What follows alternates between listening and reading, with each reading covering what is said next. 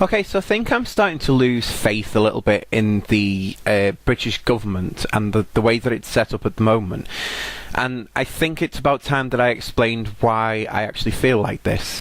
To those people who know me or have seen my previous broadcasts on many a different website in the past, then you'll know that kind of politics has always been one of my strong points in me being able to rant about a certain topic that has actually pissed me off. I do kind of get myself a little bit involved in politics, maybe more than your average person tends to do. But there's been things happening over the past couple of years which have actually made me question, why am I getting so involved in politics, and is it actually what I'm led to believe that it is? I mean, look, there are loads of examples that I could go into about this, but there's some that I'm going to point out some of the things here, and if I ask these questions, then let's have a look at who responds to these questions, okay? Okay, so the first one is to do with money. Now, in money-wise, in money terms, my question sort of goes on to, well, why is politics set up the way that it is to deal with money?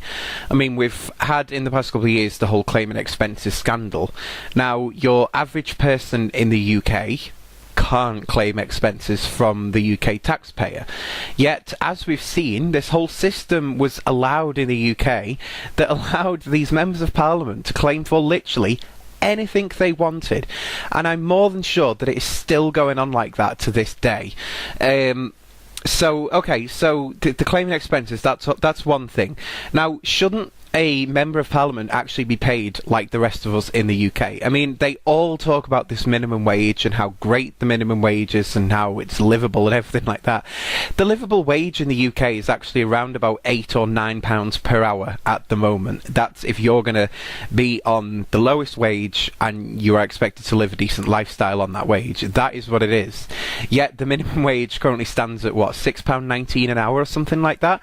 So we're well beyond being at a livable wage rate per hour. Yet what member of parliament is actually turning around and saying we need to bring in this livable wage? Because not one of them seems to be actually doing that on my behalf, let alone any other worker's behalf in the country. Are they actually interested in us or political gain? This kind of ties in with another point that I'll bring up a little bit later on, but you know, I think that does bring a real good question, especially when it comes to money. We've seen that a lot of these people are interested in doing politics because they can claim stuff, and that's all it seems to be about. You know, if we didn't allow these members of parliament to claim for a second house, and they were actually living on, you know, minimum wage, do you actually reckon that they'd still have second houses? I think not. But I think the only reason that it's paid for by the general public, and that's why they've got one, because we pay for it, you know? And that seems kind of wrong to me. I'm thinking, you know what? If politics is making us all try and save money where we can and, you know, not spend too much money or get into too much debt and that sort of thing, well, I'm sorry, but politics needs to become cheaper itself. So I kind of think this whole thing about having a second house and that kind of bollocks, that needs to go completely. I think they should be more like kind of living with us when it comes to money and that sort of thing. The financial deficit. Who was ever held accountable for the financial deficit in the United Kingdom? I'm not too sure about America, I will be completely honest. I've not kind of kept my eye on the ball on that one, but I'm more interested in the UK because this is where it's actually going to affect me. But the financial deficit, right? When this country went into the credit crunch, when we first started, when that first drop of shit hit the fan, who was held accountable for it? You know, I mean, I know everyone turns around and says, oh, you know, the Labour Party were in and they didn't handle it right. And okay, yeah, the Labour Party did fuck up majorly. But what person was held accountable? There has to be people that are held accountable, because an economy is not just going to go tits up like it is for no reason whatsoever. There's got to be a reason behind it, and whoever is behind it needs to be held accountable. I'm not saying that everyone has got enough scot-free in this, because I know that people haven't got enough scot-free. You know, there was the drastic... I mean, like, this is super drastic here, people. But one of the bankers, one of these top people, I think it was from HSBC or some bank like that, he'd retired. And he said, okay, you know what, yeah, I was involved in the bank, and yes, we brought on this whole financial shit. And do you know what he did? He very generously took a chunk out of his retirement wage, his pension. He still gets a pension which is kind of about, like, you know, maybe something along the lines of about 6 times what the average working person in the country would get. You know, that's just his pension. You know, he handed a little bit of that back. How generous. And he's also said, you know, he should hand his knighthood back and all this sort of stuff. Is that punishment? Is it really? Is it really? I mean, okay, let's switch roles here. Okay, I've never worked in the financial industry. Never even worked in a call centre for a bank. So he brings the country's finances, or helps to bring the country's finances up shit creek. And all he has to do, I mean, he didn't have to, but all he did was he gave a bit of his pension back, and he said, "Oh, I don't want this knighthood anymore." I didn't. And I'm still expected to live on just over £2,000 per year. My God, who's getting punished for this? I really wonder. The other side that really gets to me is when it comes to voting over here in the UK, because I think this whole system needs demolishing and starting over again. It's bullshit, people, right? You go out, you vote for the political party, and most of us are under the misconception, the fact that you think whoever gets the most amount of votes, they're going to be the winner and they will be the new leader of the country. How wrong can you be? To put it into actual terms, have a look at how things are politically set up in the United Kingdom at the moment. We've got the Conservative Party and the Liberal Democrats. Why are they over there? They're not. Why am I pointing? I don't know. But the only reason that we've got 2 political parties in at the moment, even though it was the Conservatives that actually got the most amount of votes, is because they didn't meet this certain threshold that has got to be met. Well, fucking bullshit. You know, if the Conservatives got the most amount of votes, the Conservatives are the winners, surely. Isn't that the way that it should be?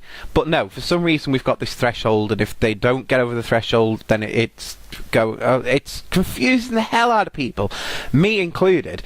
And I remember that one of these governments that was in at the moment, it was either Labour, the Conservatives, or the Liberal Democrats, one of them said, when we get into power, we will reform the voting system. What reform has taken place? Anyone? No one? Really? That's because there is none. The other question that really kind of gets to me about this one is, why don't the public get to vote on more things? The last thing that we actually got to vote on around here was, I think we had the council one just after it, but we had this whole, this independent police commission or something.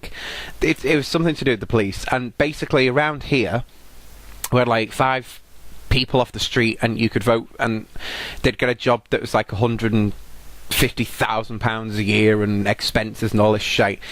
I still don't actually know what the job does, if I'm honest with you. I don't see the point in it. We've managed to go through 2013 years without this job, though. It might just be my thinking that we could possibly have gone another couple of years without the job, but whatever.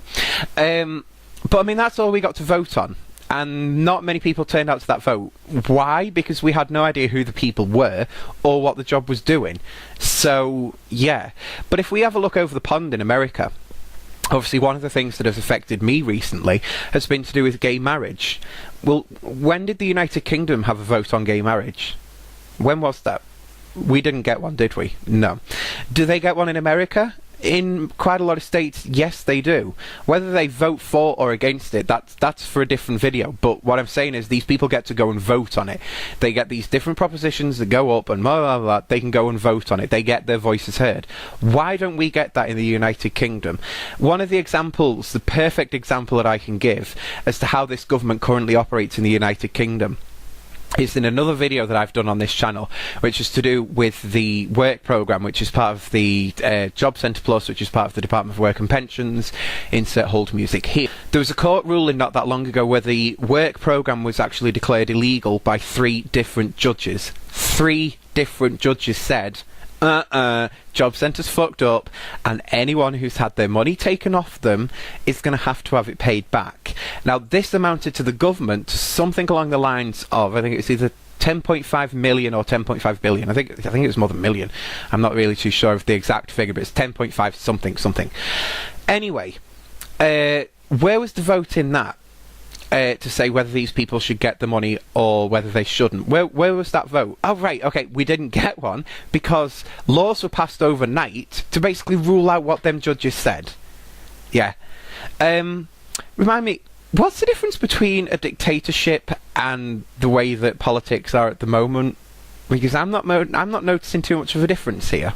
Finally, we move on to the actual MPs themselves, the members of parliament that we apparently vote for in our local area that are meant to go into parliament and be like, no, this area is fucked up, let's fix it and you're gonna fucking help me. Well, my starting question is, who the fuck are these people? You know, I can honestly say I've never actually met anyone who's like, I'm running to be member of parliament for this area. I've never met one. Never ever met one. And it's funny because when voting actually comes around, I only ever get to hear from one political party, and that's the one that I wouldn't even wipe my ass with the shit that they post through my door. So I don't actually get who these people are. More onto that. I have actually made notes. That's why I keep looking this way. I have notes on this shit. Why is it the fact that lies can go unpunished when it comes to members of parliament? To give you a prime example of this, how many of the members of parliament have said, if you vote for me, I'm going to repair all the bus stops? And then you think, okay, well, oh my god, they're gonna do that. They're gonna repair all the bus stops. They're good because we've only got like 2. But oh no, it's really good. So I'm gonna vote for that person. So that person then wins. They go off to be a member of parliament, and then the bus they get ignored. Well, why have the bus stops been ignored? Because that is what that person said that they... Well, why? And why is no one saying anything about this? Do you get where I'm coming from with this? There is lie after lie after lie that is told in politics. Every single fucking time that they want your vote, they will lie about something. And I'm sorry, this shit someone needs to be held accountable for this bullshit. You know? Why is it? I mean, if I was to stand for a member of parliament for whatever political party, is that now basically meaning I can go round and say, do you know what? I'm going to give you free electric. People are going to vote for me because I'm going to give them free electric. When I get into parliament, I don't have to give them free electric because hey, what? Guess what? No one fucking gives a shit because no one's held accountable. This list literally goes on and on and on, and I get infuriated by it.